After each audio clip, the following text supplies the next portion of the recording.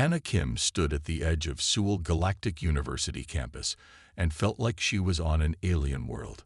3 years ago, she had been a young student here dreaming of becoming an engineer. Now she was 24 years old with metal scars running down her left arm and memories that made her wake up in cold sweats. The transport shuttle that brought her from the military base was already disappearing into the morning sky. Students walked past her carrying backpacks and talking about assignments and parties. Their voices seemed so loud after years of military radio chatter and weapons fire. Everything felt strange and overwhelming. She picked up her single duffel bag and started walking toward the registration building. Her military boots made sharp clicking sounds on the stone pathway. Other students turned to look at her. Some pointed and whispered to their friends. She knew they recognized her face from the news broadcasts. Captain Hannah Kim, the war hero. The woman who held Titan Station alone for 3 days against 200 Zilani soldiers. The human who refused to surrender even when her commanding officers ordered a retreat. The person who saved 12 colonies by keeping that single outpost in human hands. But she did not feel like a hero today. She felt like a 24-year-old woman who had forgotten how to be a normal person. The registration office was full of 18-year-old students talking excitedly about their new classes. Hannah waited in line behind them and listened to their conversations about which professors were easy and which dormitories had the best food. She remembered having those same conversations when she was their age. It felt like a lifetime ago. When her turn came, the registration clerk looked at her with wide eyes.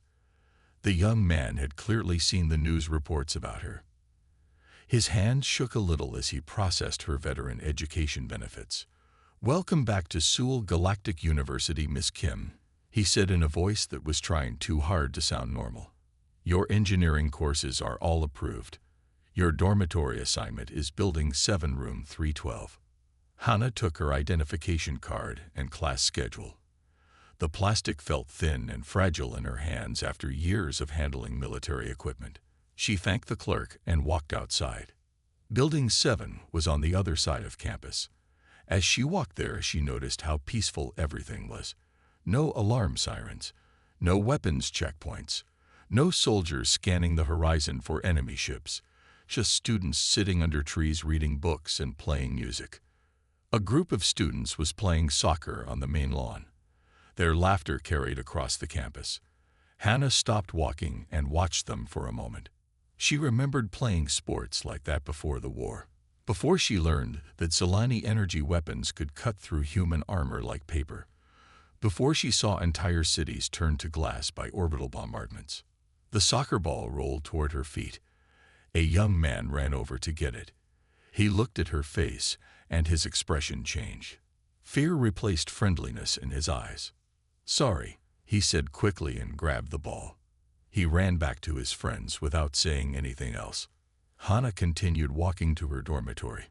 This was going to be harder than fighting aliens, she thought. At least in war, the enemies were clearly marked, and the objectives were simple. Here she had to figure out how to be a normal student again, how to care about homework when she had spent 3 years caring about staying alive. Her dormitory room was small and clean. Her roommate had not arrived yet. Hannah sat on the narrow bed and looked out the window at the campus below. Students were walking to their afternoon classes. They looked so young and innocent. She opened her duffel bag and unpacked her few belongings. 3 sets of civilian clothes, her military medals in a small box, a photograph of her squad from Titan Station. Only 5 of the 20 soldiers in that picture had survived the war. Tomorrow her classes would begin. Tomorrow she would try to become a student again instead of a soldier. Tomorrow she would start the hardest mission of her life, learning how to live in peace. Hannah woke up at 0500 hours, just like she had every day for 3 years. Her body moved automatically into her morning routine before her mind caught up and remembered where she was. She sat up in the narrow dormitory bed and looked around the unfamiliar room. Her roommate Mina Lee was still sleeping in the bed across from her. The girl had arrived late the previous evening while Hannah was studying. Mina had taken one look at Hannah and gone straight to bed without saying more than hello. Hannah got dressed quietly and made her bed with perfect military corners. The blanket was tight enough to bounce a coin off it. She grabbed her books and headed to her first class. The engineering lecture hall was full of students talking and laughing before the professor arrived. Hannah found an empty seat near the back and sat down with her spine perfectly straight. Her hands rested on her knees in the position she had learned in basic training. When Professor Ta Song entered the room, Hannah automatically stood up and came to attention. The entire lecture hall went quiet. Every student turned to stare at her. Professor Song looked surprised but nodded at her politely. "Please take your seat, Miss Kim," he said gently. Hannah sat down and felt her face burning with embarrassment. She had forgotten that civilian students did not stand when teachers entered the room. The whispers and stares continued for several minutes before the professor began his lecture. During the break between classes, Hannah tried to buy coffee from the campus cafe. The young server asked her what size she wanted. "Standard issue," Hannah replied automatically. The server looked confused. "We have small, medium, and large." "Medium," Hannah said quickly, feeling foolish again. Her next class was a group project in advanced materials engineering. The professor assigned her to work with 3 other students named Kai Jun and Bo. They were supposed to design a new type of spacecraft hull. Hannah immediately took charge of the group. She divided the work into specific tasks and assigned deadlines to each team member. She spoke to them like they were soldiers under her command. "Jun, you will research titanium alloys and report back by 1400 hours. Bo, you take ceramic composites. Kai handles the stress analysis calculations. I want preliminary reports from all of you by end of day." Her teammates looked at each other nervously. Jun raised his hand like he was asking permission to speak. Maybe we could just discuss this together first," he said carefully. "Brainstorm some ideas." Hannah frowned. "In the military, you received orders and carried them out. You did not sit around talking about feelings and ideas when there was work to be done."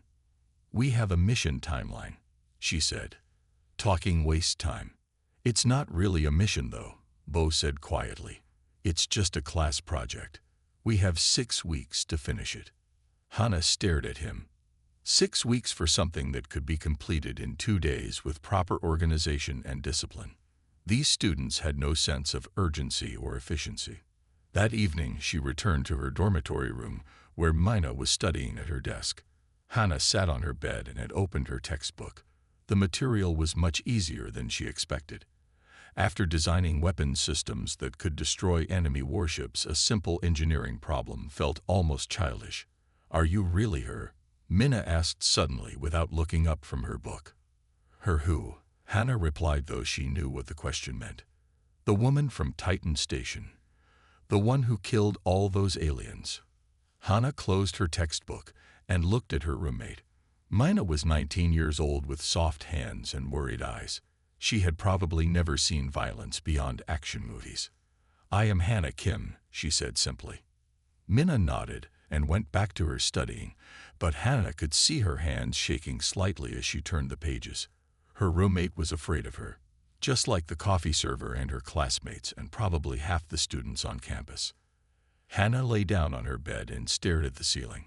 She had learned how to survive in space combat and how to kill enemies with her bare hands and how to lead soldiers into battle. But nobody had taught her how to be a normal college student again. 2 weeks into the semester, Hannah noticed that something was wrong. Students who had been friendly before now looked away when she walked past them. Her study group partners found excuses to work without her. The cafeteria seemed to go quiet whenever she entered. It started small. Someone changed her group assignment without telling her.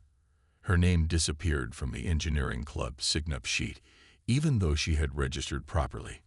When she asked about it, the club president just shrugged and said there must have been a computer error. Wu Chen was behind most of it, though Hannah did not realize this at first. Wu was the student council president and came from one of the richest families on Earth. He was handsome and charming and used to being the most important person on campus. When Hannah arrived, she took attention away from him without even trying. Every day, the news broadcasts showed clips of her heroic last stand at Titan Station. Students talked about her in the hallways. Professors mentioned her in their lectures as an example of human courage and determination. Wu did not like sharing the spotlight with anyone, especially a rough military woman who did not understand proper social behavior. Wu began his campaign carefully. He never said anything directly against Hana where others could hear him. Instead, he planted seeds of doubt and fear in private conversations. "I heard she has terrible nightmares," he would whisper to other students. "My friend in her dormitory building says she screams in her sleep every night. What if she has a breakdown during class? Do you really think someone who has killed so many people can just go back to normal life?" he would ask during student council meetings.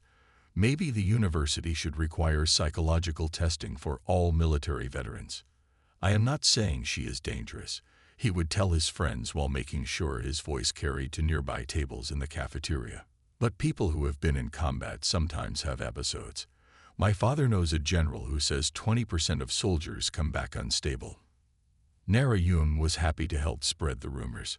She was a psychology major who thought she was smarter than everyone else. Before Hana arrived, Nara had been known as one of the most interesting students on campus. She gave speeches about social justice and organized charity events, and dated the captain of the soccer team. Now everyone wanted to talk about the war hero instead of her. Nara felt like she had become invisible.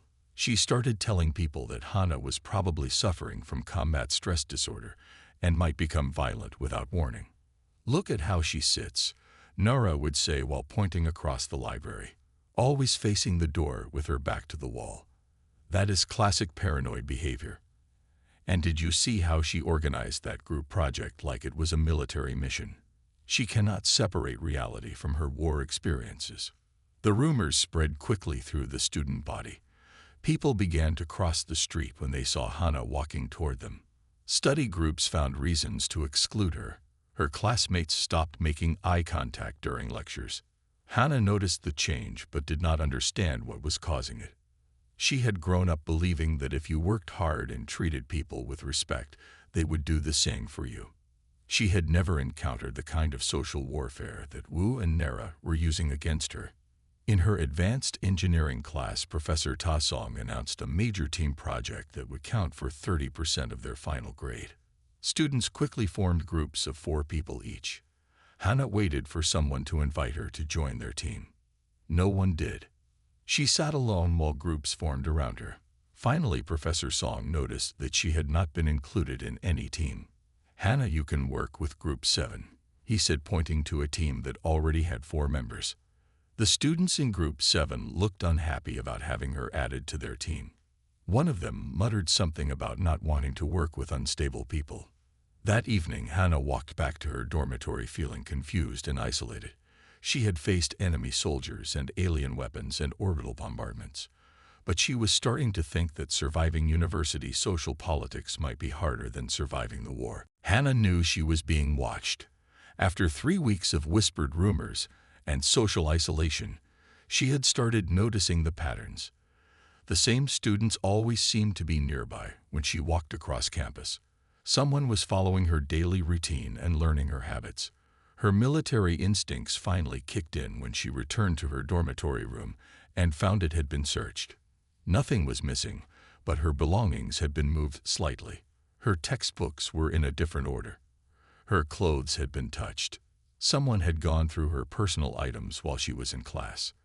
That night she heard footsteps in the hallway outside her room at 0200 hours. The sound stopped right in front of her door. She lay still and listened for 10 minutes before the footsteps moved away. Mina was sleeping and did not wake up. The next morning, Hana found graffiti spray painted on her dormitory building wall. Someone had written "Baby Killer Go Home" in bright red letters right below her window. Other students stopped and stared at the message as they walked to classes. Hana looked up at her room window and realized this was not random harassment anymore. Someone was conducting psychological warfare against her. They knew exactly which room was hers, and they wanted her to know they could reach her anytime. She spent that day thinking like a soldier instead of a student. During her engineering lecture, she sketched defensive positions and escape routes instead of taking notes. She identified which students in each classroom might be working against her. She planned counter-surveillance techniques. Her brother Jin arrived on campus that afternoon for a surprise visit. He was 20 years old and still attending the military academy. When he saw the graffiti on her building, his face went dark with anger. "Who did this to you?" he demanded. "I do not know yet," Hannah replied calmly, "but I will find out. This is not right. You saved human colonies, and this is how they treat you. I can bring some of my academy friends, and we can make these people pay." Hannah shook her head. "Violence will only make things worse. They want me to overreact so they can say I am dangerous and unstable. I have to be smarter than that." That evening, Jin helped her set up a simple surveillance system in her room using his academy training equipment. They placed tiny cameras near the windows and door. If someone came back to search her room again, they would have evidence. The next day, after her advanced materials class, Professor Ta-song asked her to stay behind. The older man had been watching her carefully for the past week. "You look like a soldier preparing for battle," he said quietly. "What is happening to you?" Hannah hesitated. She did not want to complain or sound weak, but something about the professor made her feel safe. Maybe it was the way he carried himself or the respectful way he treated all his students. "Some people want me to leave the university," she said finally. Professor Song nodded slowly. "I fought in the Korean War 60 years ago. When I came back to finish my education, there were people who said soldiers could not be good students. They said we were too violent and damaged for academic life. What did you do?" "I proved them wrong by succeeding. But I also learned that sometimes you have to fight for your right to belong somewhere. Not with weapons, but with strategy and patience and determination." He handed her a small card with his personal contact information. "If you need help or advice, you can call me anytime, day or night." That night, Hannah sat at her desk and made a plan. She would not run away, and she would not use violence. But she would not continue being a passive target either. Someone wanted a war, and she was going to give them one. Just not the kind they expected. She started by making a list of everyone who might be involved in the harassment campaign. Then she began planning how to gather evidence and identify the real leaders. Her enemies had made one big mistake. They were fighting someone who had been trained in tactical thinking and strategic planning. The hunt was about to begin. The alien arrived on a Tuesday morning during the 4th week of classes. Hannah was walking across the main campus plaza when she heard students shouting and saw a crowd gathering near the administration building. Vel was 7 feet tall with blue-gray skin and 4 arms. The Zelani exchange student moved slowly through the hostile crowd while university security officers tried to escort them safely to the registration office. Students were yelling angry words and throwing empty food containers. "Go back to your own planet," someone screamed. "We do not want alien monsters here," another student shouted. Hannah stopped walking and stared at the scene. 3 years ago, she had been shooting at Zelani soldiers who were trying to kill her and her squad. She had seen these same blue-skinned aliens destroy human colonies and turn entire cities into smoking craters. But this was not a soldier. This was a student carrying textbooks and looking frightened by the crowd of angry humans surrounding them. "Alien killer," a voice yelled from somewhere in the crowd. "Why do they get to study here when they murdered our families?" Hannah watched as someone threw a rock that hit Vel in the shoulder. The alien stumbled but kept walking toward the building entrance. The security guards looked overwhelmed and scared. More students were arriving, and the crowd was getting bigger and angrier. Hannah realized that someone might get seriously hurt if this continued. The alien student was outnumbered 50 to 1 and had no way to defend themselves. She started pushing through the crowd toward Vel.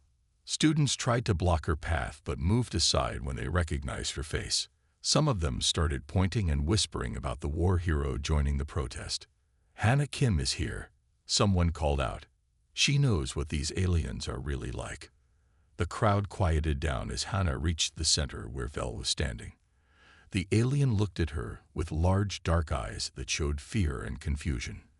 They probably recognize her from the war news broadcasts, just like the human students did. This student is under the protection of Sewell Galactic University, Hannah said in a loud, clear voice. They have every right to be here. The crowd started murmuring in surprise. This was not what they had expected from the famous alien fighter. But they are Zelani, a student called out. Their people killed humans during the war. So did I, Hannah replied calmly. I killed Zelani soldiers because they were trying to kill me and my squad. But this person is not a soldier. They are a student just like all of you. Wu Chen pushed forward through the crowd. He had been watching from the edge of the plaza and saw an opportunity to make Hannah look bad. How can you defend these creatures? He demanded. After everything they did to our colonies, after all the humans who died fighting them. Hannah turned to face him directly. I fought in that war so that humans and Zelani could have peace, so that their children and our children could learn from each other instead of killing each other. If you want to dishonor the soldiers who died, then keep acting like this. Her words hit the crowd like a physical blow. Many of the students looked ashamed of their behavior. A few began walking away from the protest. The war is over, Hannah continued. We won because we were strong enough to fight and smart enough to make peace. Anyone who attacks a peaceful student is weaker than the enemies I faced in combat. Vel looked at her with obvious gratitude. They spoke in heavily accented but clear human language. Thank you, Captain Kim. I know who you are. I do not expect kindness from someone who fought against my people. You are not your people, Hannah said simply. You are yourself. And you deserve the same respect as any other student here. The crowd was breaking up now. Most students were walking away feeling confused and guilty about their actions.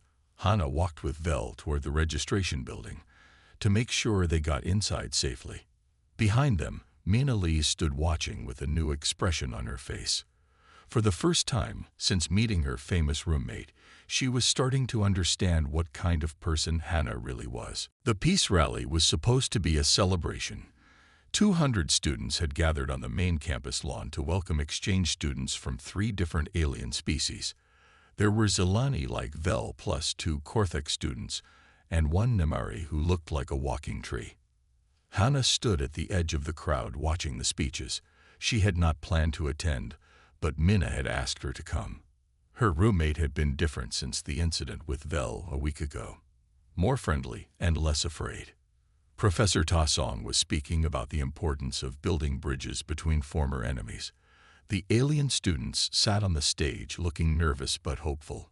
Many human students were smiling and clapping politely. Then the explosion started. The first blast came from the library building 200 meters away. Windows shattered and smoke poured from the upper floors. Students screamed and started running in all directions. Some fell down as people trampled over them trying to escape. Hannah hit the ground and rolled behind a concrete planter as the second explosion destroyed part of the science building. Her military training took over instantly. She scanned the area for threats and counted the number of blasts. At least 3 separate locations, which meant this was a coordinated attack. Armed figures in black masks appeared on the rooftops of surrounding buildings. They were carrying energy weapons and firing into the crowd of panicking students. Hannah could see at least 6 attackers from her position.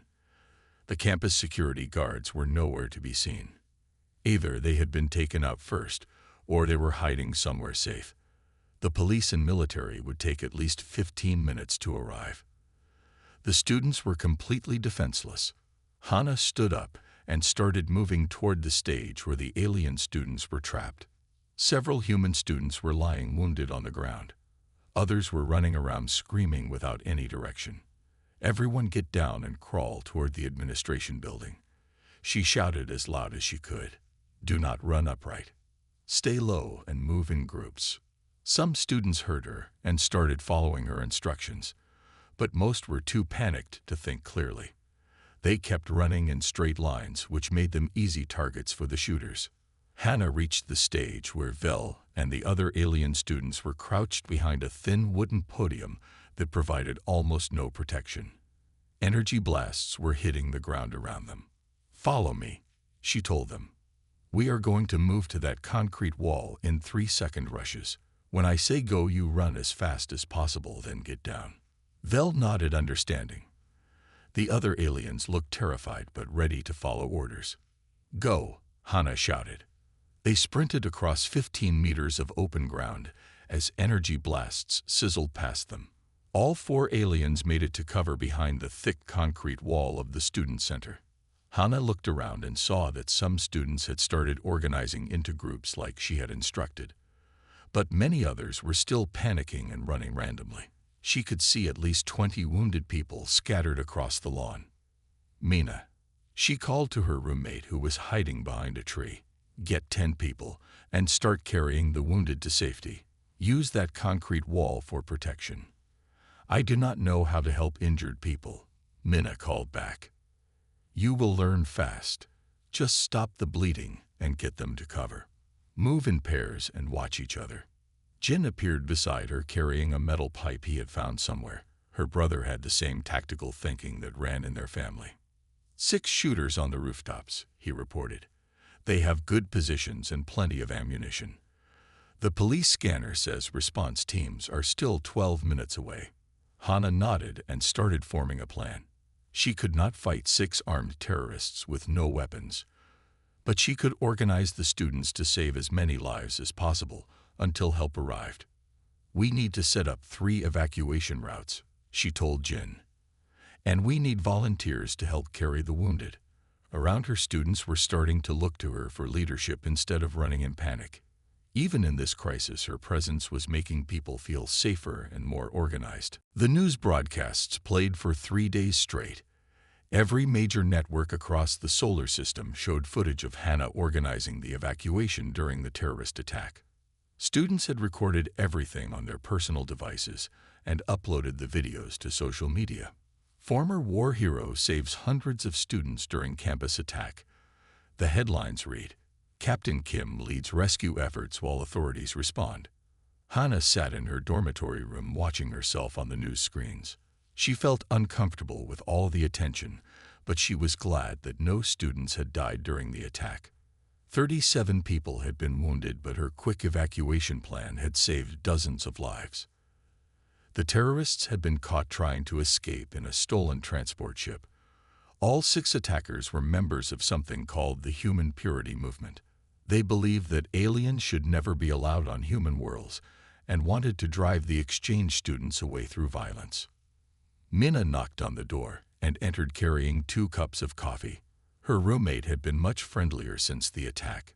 She had seen Hannah risk her own safety to protect other students, including the alien visitors. The university president wants to give you a medal, Mina said, handing her one of the cups. There is going to be a ceremony next week. Hannah shook her head. I do not want any more medals. I just want to finish my engineering degree.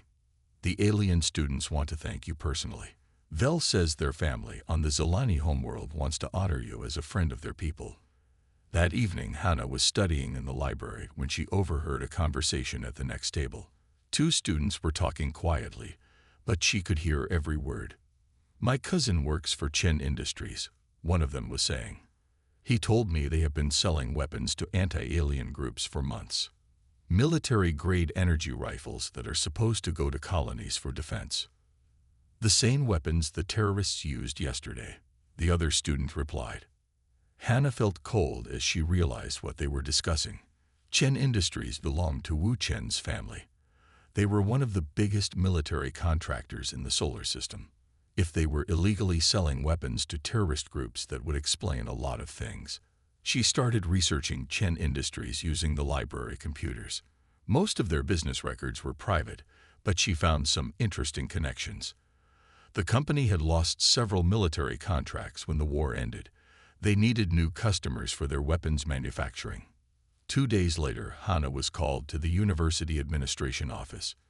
Dean Park looked nervous as she entered his office. There were 2 men in expensive suits sitting across from his desk. Miss Kim, these gentlemen are from the Department of Educational Security, the dean said. They have some questions about your recent activities on campus. The first man opened a file folder and pulled out several photographs. They showed Hannah setting up surveillance equipment in her dormitory room and following other students around campus. "We have received reports that you have been conducting unauthorized investigations of your fellow students," he said. "Several people have complained that you are stalking them and making them feel unsafe." Hannah recognized Narayun's handwriting on one of the complaint forms. The psychology student had been watching her just as carefully as she had been watching others. "We also have medical records suggesting you may be suffering from combat-related stress disorder," the second man added. "Your behavior during the recent attack, while heroic, might indicate poor judgment and an inability to follow proper procedures." "What procedures?" Hannah asked. The campus security was missing and students were being shot. "The correct procedure would have been to evacuate yourself and wait for trained professionals to handle the situation. Your decision to organize other students put them at greater risk." Dean Park looked uncomfortable, but did not argue with the investigators. The university did not want trouble with government agencies, especially when wealthy families like the Chens were involved. "We are suspending you from classes pending a full psychological evaluation," the first man said. "You will also surrender any surveillance equipment you have been using and stop all investigative activities immediately." Hannah realized she was being boxed in from all sides. Someone with serious political influence was trying to silence her before she could expose the truth about the weapons sales. The same people who had been spreading rumors about her were now using official channels to destroy her. Kai Lim arrived on campus 3 days after Hannah's suspension. He was a former military intelligence officer who now worked as a private investigator specializing in corporate fraud. The university had invited him to give guest lectures about security analysis. When Kai saw the news reports about Hannah's situation, he immediately understood what was happening. He had seen similar campaigns before where powerful families used their influence to silence people who threatened their business interests. Kai found Hannah sitting alone in the campus coffee shop, reading legal documents about her suspension. She looked tired and frustrated, but not defeated. "Captain Kim," he said, sitting down across from her. "I served with the 42nd Intelligence Battalion during the war. I know who you are, and I know you are being set up." Hannah looked up from her papers. "How do you know that?" "Because I have investigated Chen Industries before. They have been selling weapons illegally for 2 years. The government knows about it, but they are too well connected to prosecute. When you started getting close to the truth, they decided to destroy your credibility instead." Kai opened his briefcase and pulled out a thick folder of documents. Financial records showing payments to the Human Purity Movement, shipping manifests for weapons that never reached their official destinations, communication intercepts between Wu Chen and terrorist leaders. "Where did you get all this?" Hannah asked. "I have been building this case for months, but I needed someone with direct knowledge of the campus situation to make it stick. Someone who could prove the connection between the harassment campaign and the weapons sales." That evening, Hannah met with Professor Ta Song in his private office. The old veteran had been watching the situation develop and was ready to help however he could. "The university administration is scared," he told her. "The Chen family donates millions of dollars to this school every year. The board of directors does not want to lose that money by investigating their son." "What can we do about it?" Hannah asked. "We need to present evidence that is so overwhelming they cannot ignore it, and we need to do it in a public forum where they cannot suppress the information." Professor Song had an idea. The annual Academic Excellence Assembly was scheduled for the following week. Every important person connected to the university would be there, including government officials and major donors. If they could present their case at that event, it would be impossible to cover up. Meanwhile, Jin had been organizing support among the student body. Many students had been inspired by Hannah's actions during the terrorist attack. They were angry that she was being punished for saving their lives. "We have over 300 students willing to support you," Jin reported, "including most of the alien exchange students and their human friends. Vel has been telling everyone how you protected them during the attack. Even Mina had joined the effort. She had started a petition demanding that Hannah be reinstated immediately. Thousands of students across the solar system had signed it after seeing the news reports about her heroic actions. I never thought I would become a political activist, Minna said. But watching you risk your life to save other people changed how I see things. If they can destroy you for telling the truth, then none of us are safe. Kai taught Hana how to organize her evidence like a legal case instead of a military operation. They needed to prove not just that Chen Industries was selling weapons illegally, but that Wu and Nara had been conducting a deliberate campaign to silence her before she could expose the truth. In civilian warfare, you win by controlling information instead of territory, Kai explained. We need to make sure our story gets told before they can spin it their way. They spent 3 days preparing their presentation for the Academic Excellence Assembly. Charts showing money transfers between Chen Industries and terrorist groups. Recorded conversations between Wu and other students spreading rumors about Hana. Evidence that Nara had been reporting Hana's activities to government investigators. This is our one chance, Professor Song warned them. If we fail, they will expel you and probably arrest Kai for interfering with a government investigation. Are you ready for that risk? Hana looked at her allies and felt grateful that she was not fighting this battle alone anymore. I am ready. The Academic Excellence Assembly filled the largest auditorium on campus.